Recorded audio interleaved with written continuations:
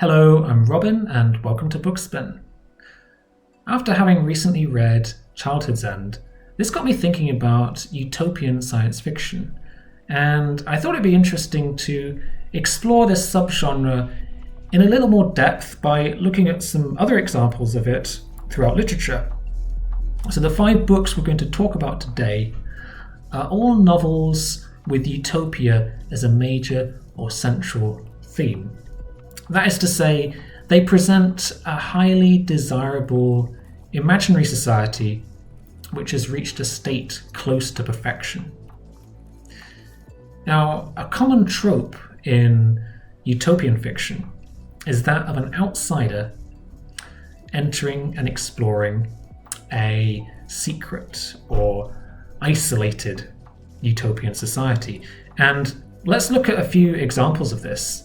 So the first book I'd like to talk about is Herland.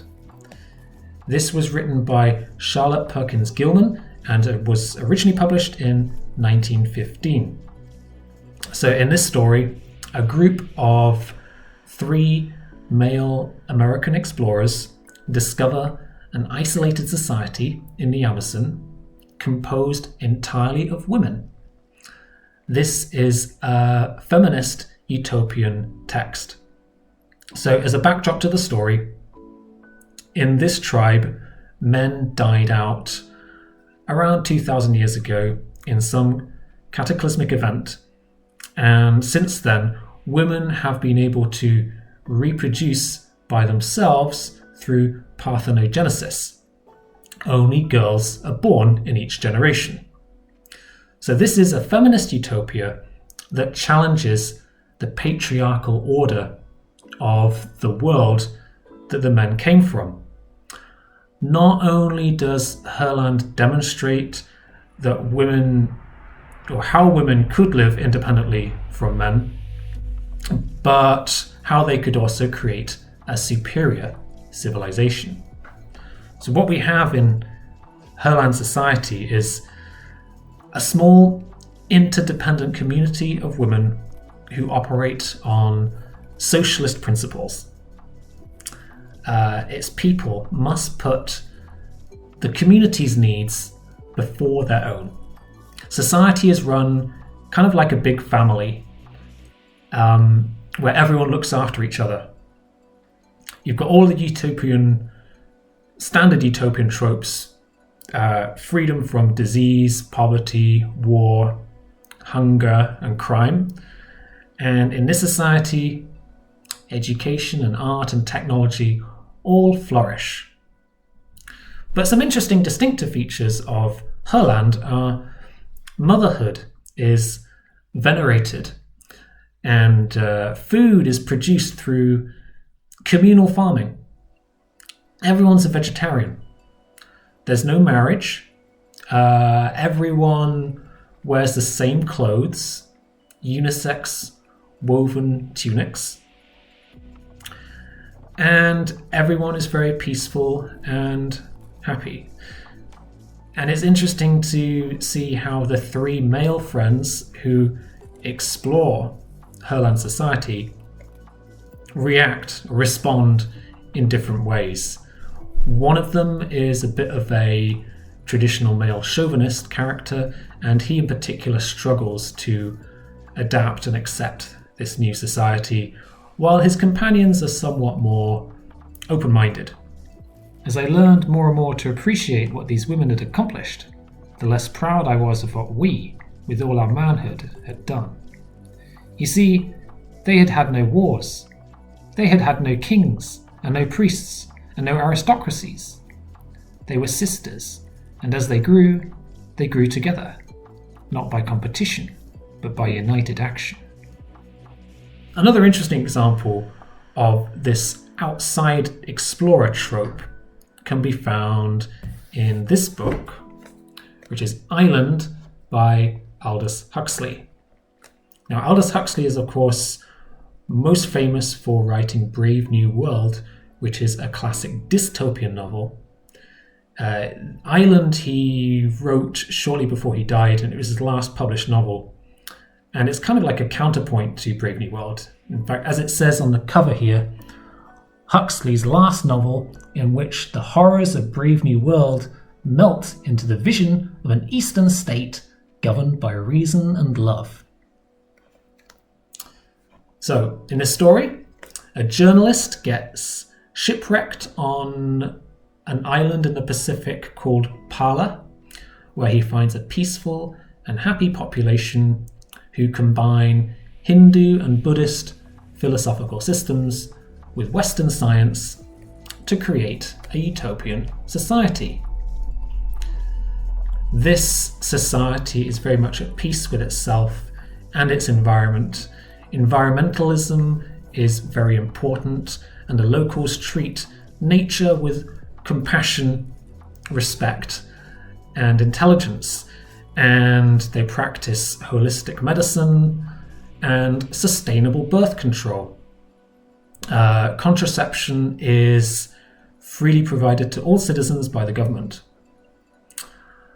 So sustainability is a very important theme for this society to continue to thrive and prosper. Eastern spirituality is also a big theme, with the use of psychedelic drugs in the form of what's called moksha medicine. This is widely used and encouraged as a tool for enlightenment and social bonding. But one of the most interesting practices, I think, in this society is community parenting. There is a system of what are called MACs, mutual adoption clubs, which are groups of 15 to 25 couples where everyone adopts everyone else's children. So as a result, you have not just birth mothers and birth fathers, but you also have deputy mothers and deputy fathers, deputy aunts, deputy uncles, deputy grandparents, and they all support each other in the raising of children. What grew before was your kind of family. Take one sexually inept wage slave, one dissatisfied female, 2 or 3 small television addicts, marinate in a mixture of Freudism and dilute Christianity, then bottle up tightly in a 4-room flat and stew for 15 years in their own juice. Our recipe is rather different. Take 20 sexually satisfied couples and their offspring, add science, intuition and humour in equal quantities, steep in tantric Buddhism, and simmer indefinitely in an open pan in the open air over a brisk flame of affection. Another variation on this outsider trope. In this book, A Week in Future Wales by Islyn Fock Ellis. In this case, the outsider is travelling through time rather than to a separate society. And this was a Welsh language novel originally published in 1957, later only recently translated and published into English. So in this story, there's a Welsh young man from the 1950s who gets sent forward in time as part of a scientific experiment, and he arrives in the year 2033 in a future utopian version of Wales living in the midst of a golden age of peace and prosperity. Now, it's important to note that this was written by a Welsh nationalist writer, and it does come across as quite propagandistic. So in this utopian version of Wales, it's fully independent and self-governing, fully bilingual as well. Everyone can speak Welsh and English, and there's a prosperous economy with the widespread use of cooperatives. Wales is in fact a very rich and thriving country with its own space program, and it's a peaceful nation with no armed forces. Everyone is cheerful. Crime is almost non-existent, and the the time traveler loves this new version of his country so much that he wants to stay there forever. But unfortunately for him, he has to get sent back to his own time. So this is another interesting example of a nationalist utopia. Wales today is so wonderful. Everyone's in work, the language is more alive than ever, culture is flowering, industry prospering. Well, I want to stay here. This is the land to live in. Now, the next book I'd like to discuss is The Dispossessed by Ursula K. Le Guin. In this novel, we have the outsider trope again, but in reverse. That is to say, we have a member of a utopian society entering and exploring a dystopian society. And this book is essentially a political allegory, and it's a masterpiece of social science fiction. It's subtitled in some editions as An Ambiguous Utopia. So what's it all about? Well, in this story, there are two sister planets with completely different ideological and economic systems who have stopped communication with each other and are deeply distrustful of each other. They totally don't understand each other. On the one hand, you've got Uras, which is the mother planet, which is a wealthy capitalist economy, somewhat akin to Earth, but with great poverty and inequality and countries at war with each other. And on the other hand, you've got Anaris, which is Uras's moon. This is a desert world with scarce resources, settled by utopian anarchists.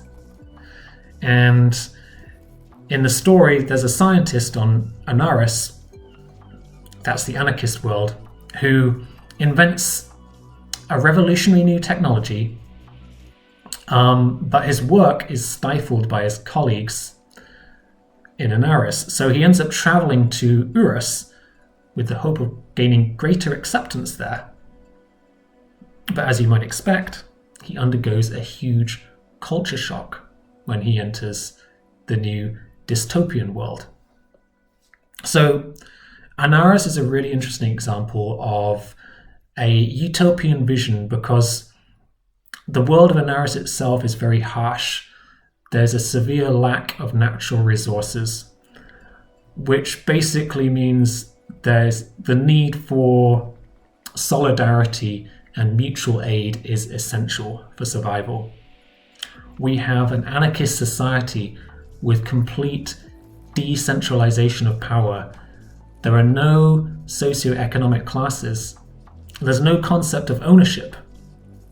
If something is needed, you take it from the depository. Everyone works voluntarily, and therefore everything should be free to take as and when you need it, because everyone contributes equally. There are no laws. People basically act with mutual respect and are guided by their inner ideas of what is right and what is wrong. The only organizational forces that are used are the computers that coordinate the administration of things like the division of labor and the distribution of goods. So Anaris is a very interesting case of an anarchist society, what it might look like, and how it might or might not succeed. And The Dispossessed is truly a masterpiece, which I can highly recommend. We have nothing but our freedom. We have nothing to give you but your own freedom. We have no law but the single principle of mutual aid between individuals. We have no government but the single principle of free association.